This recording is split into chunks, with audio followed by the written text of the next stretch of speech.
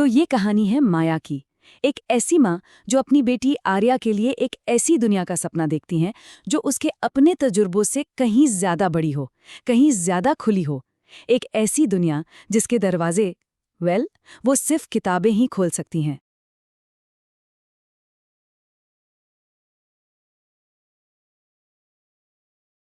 कहानी का जो असली कॉन्फ्लिक्ट है ना, वो यहीं से शुरू होता है।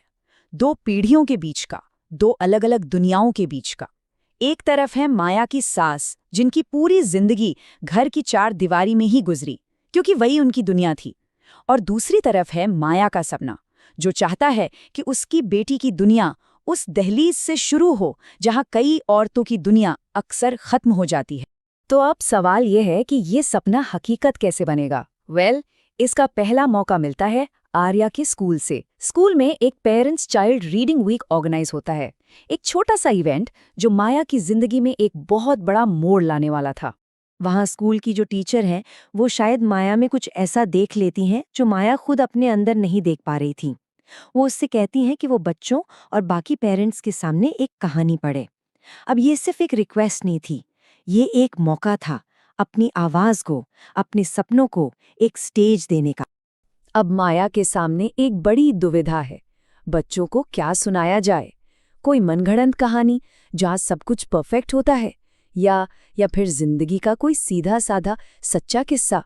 वो सोच में पड़ जाती है, क्या सच इतना सिंपल हो सकता है कि बच्चे उसे समझ जाएं?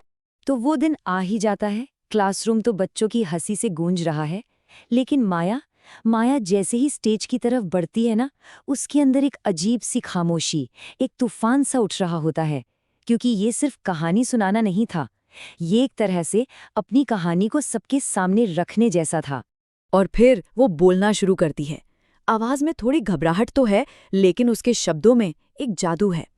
जैसे ही वो कहती है छोटी सी, बस ये सुनते ही सारे बच्चों की नजरें उस पर टिक जाती हैं।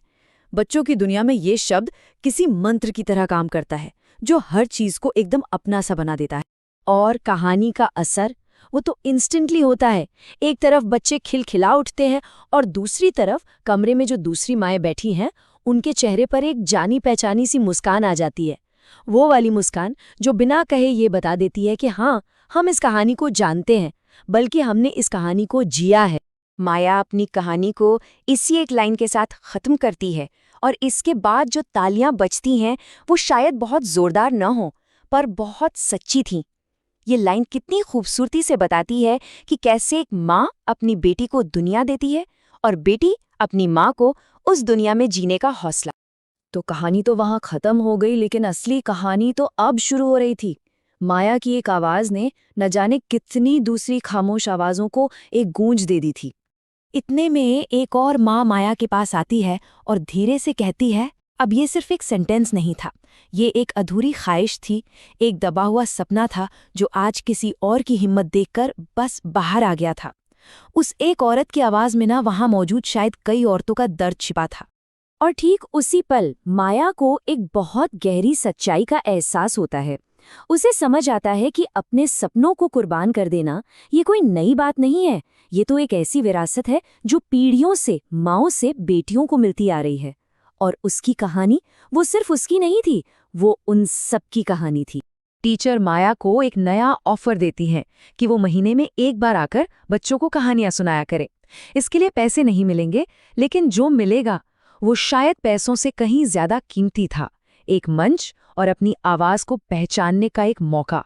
माया ये बात समझ जाती है कि जब सपने बड़े होते हैं और उनमें सब्र होता है, तो पहचान अक्सर पैसों से पहले मिल जाती है। तो माया का ये जो सफर स्कूल के मंच से शुरू हुआ था, अब वो उसके घर की दहलीज पर एक नया मोड़ ले रहा था। मतलब बाहर की दुनिया में जो हिम्मत मिली थी, वो अब घर के अंदर की दुनिया को बदल रही थी। ये शब्द थे माया की सास के। हाँ, वही सास जिनकी दुनिया घर तक ही सीमित थी। ये सिर्फ तारीफ नहीं थी, ये एक्सेप्टेंस थी, एक स्वीकृति। बरसों की ये खामोश लड़ाई के बाद मिली एक जीत थी ये, और इस बात का सबूत कि एक छोटी सी कोशिश भी बड़ी बड़ी दीवारों को हिला सकती है। और यहाँ पर आकर माया रिश्तों की एक बहुत गहरी बात समझती है कि परिवार अक्सर हमारी उड़ान को समझने से पहले उसे स्वीकार कर लेता है, उसे एक्सेप्ट कर लेता है। हो सकता है वो ये ना समझे कि कोई ऐसा क्यों कर रहा है, पर वो ये ज़रूर देख लेते हैं कि वो खुश है। और फिर वही एक्सेप्टेंस, वही स्वीकृति धीरे धीरे समझ में बदल जाती है। और इस कहानी को हम इसी एक ख्याल पे रोकते हैं कि जब एक माँ अपने लिए, अपने सपनों के लिए जीना शुरू करती है, तो उसकी बेटी सिर्फ उसे देखती नहीं है, वो उससे सपने देखना सीखती है।